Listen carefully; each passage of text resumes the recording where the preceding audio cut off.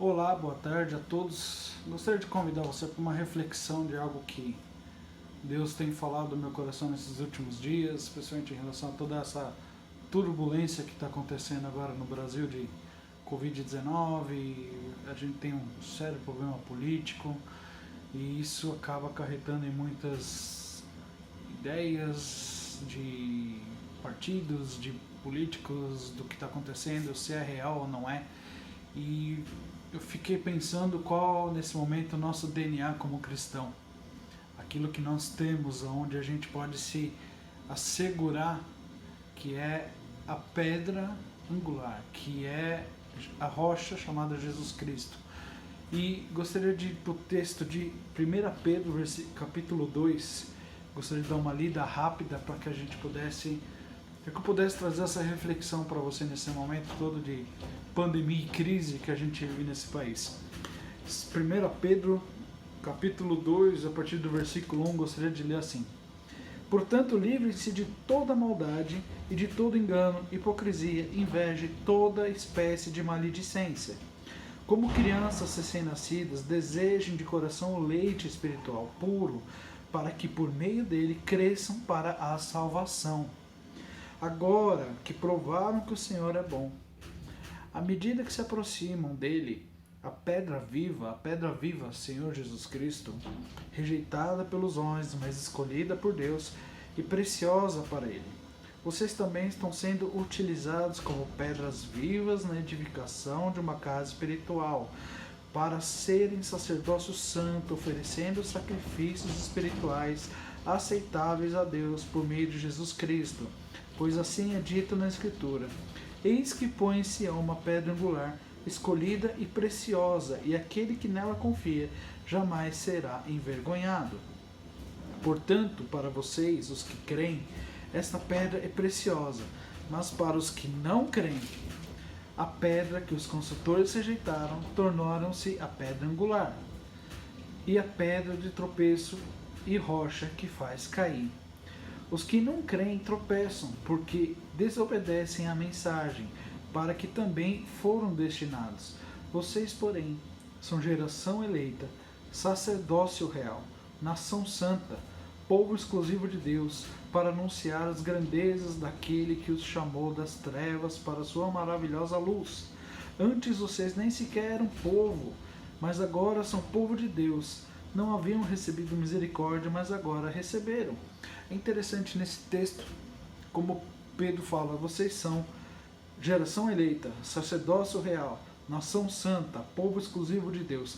Eu gosto dessa frase, povo exclusivo de Deus, que mostra a exclusividade que o Senhor Jesus Cristo nos dá no momento em que Ele morre naquela cruz, no momento em que Ele perdoa os nossos pecados, no momento em que nós nos decidimos entregar totalmente a esse Senhor que é soberano sobre nossas vidas, que dita as regras da nossa ética pessoal, da nossa ética moral, da nossa ética com a pessoa do nosso lado, nos ensina. Nesse momento a gente começa a ser ensinado debaixo da autoridade do Senhor Jesus Cristo, sobre o exemplo da sua pessoa, sobre o exemplo da palavra de Deus, da Bíblia. E interessante que nesse momento a gente está vivendo momentos de extrema rebeldia. E interessante que, se continuar nesse texto do capítulo 2, ali no versículo 13, Pedro escreve assim: Por causa do Senhor, sujeitem-se a toda autoridade, constituída entre os homens, seja ao rei como autoridade suprema, seja os governantes como por eles enviados para punir os que praticam o mal e honrar os que praticam o bem. Pois é da vontade de Deus que, praticando o bem, você silencie a ignorância dos insensatos. Vivam como pessoas livres, mas não usem a liberdade como desculpa para fazer o mal. Vivam como servos de Deus. Tratem todos com devido respeito. Amem os irmãos. Temam a Deus e honrem ao rei. É interessante que Pedro ele continua falando, ele começa falando que nós fazemos parte dessa pedra viva. Pedra viva é uma pedra onde a gente coloca a nossa alicerce, a nossa vida sobre essa pedra. E essa pedra mantém a nossa estrutura. A nossa estrutura é a nossa ética, aquilo que nós pensamos, aquilo que nós agimos, aquilo que nós falamos, aquilo que nós olhamos, aquilo que nós fazemos. Está aqui sobre essa pedra viva, que é o Senhor Jesus Cristo, que nos dita o que é o certo e o que é errado na nossa vida, através do seu exemplo. E Pedro, que foi discípulo de Cristo, escrevendo essa carta para a igreja, ele ainda continua falando sobre os deveres sociais do cristão.